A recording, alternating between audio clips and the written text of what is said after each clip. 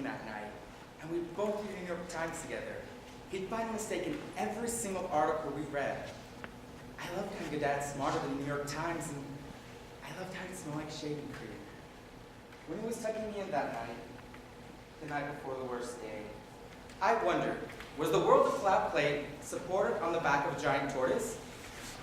Excuse me, he said. I told him, why do I exist? Why does the universe exist at all? He simply answered, we exist because we exist. We could have imagined any other universe, unlike ours, and this is the one that exists. Time is passing, yet for the United States of America, there will be no forgetting the attacks of September 11th. We will remember every family left in grief. We will remember the fire and the ash, the last phone calls, and the funerals. George W. Bush. Extremely loud and incredibly close. By Jonathan Safran Foyer. Beep. Message 1. Tuesday, 8:52 a.m. Hello? Are you there? It's Dad. I tried calling the office, but no one was picking up. Listen, something's happened. I'm okay. They're telling us to stay where we are and wait for the firemen. Just wanted to let you know that I'm okay and not to worry. We were let out early because of what happened. I know it was 10:22 when I got home that day because I kept checking my watch. The apartment was so quiet and so empty. I checked the messages. Beep. Message 1, Tuesday, 8:52 a.m. They're telling us to stay where we are and wait for the firemen. Just wanted to let you know that I'm okay and not to worry. I'll call again soon. I told my mom I couldn't go to school anymore the next morning, and she asked why, and I told her I was sad. And yes, I'm sad about that, but I was also sad about everything else, and she asked, what's everything? And I told her Fist Fights, Carson's, how the sun's gonna explode, Microsoft Windows, beautiful songs, and then she asked, why do beautiful songs make you sad? And I told her because they're not true. Nothing is beautiful and true, but she smiled in a way that just wasn't happy. You sound just like Dad. Beep. Message 2, 9:12 a.m. Hello? Are you there? Sorry, it's getting a bit smoky up here. Listen, something's happened. I'm okay, but when you get this, give Grandma a call and let her know that I'm okay and not to worry.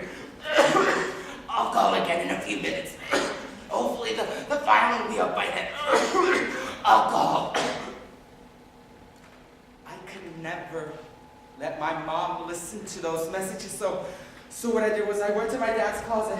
I got his emergency money. I ran to Radio Shack. I bought the same exact phone. I ran home. I grabbed the old phone. I wrapped it in one of Grandma's scarves. I put that in a bag. I put that in a box. I put that in another box. And then I just shoved it in my closet under a bunch of stuff. And then I realized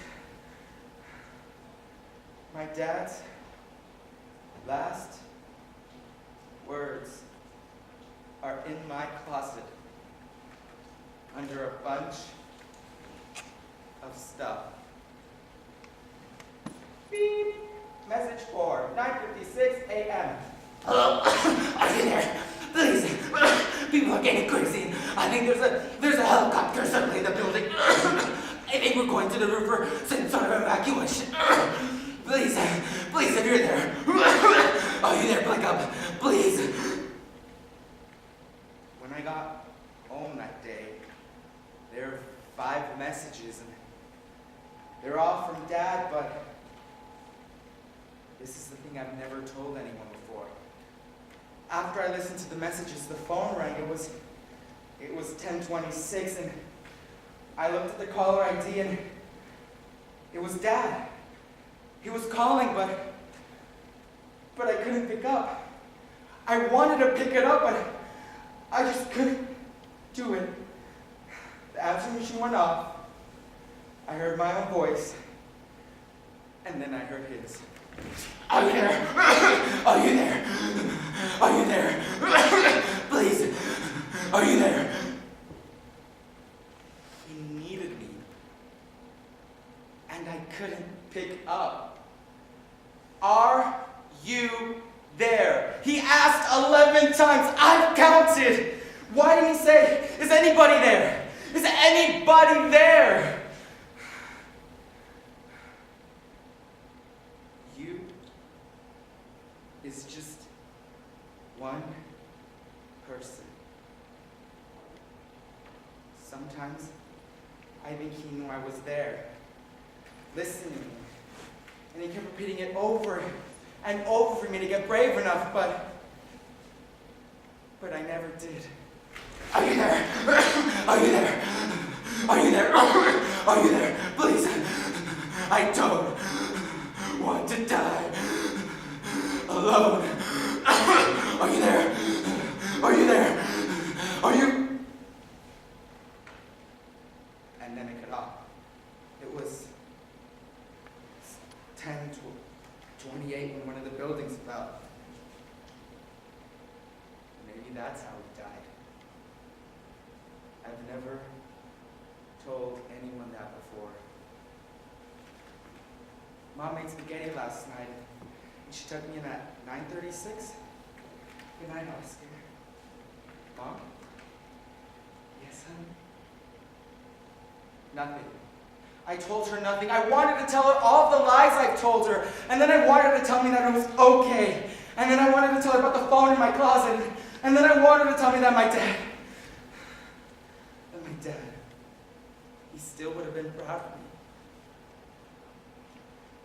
I cried so much that everything just blurred into everything else, and then I felt her standing over me, crying.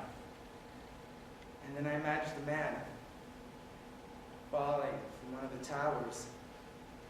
I reversed the order so it looked like he was floating through the sky, and then he would go back into the hole.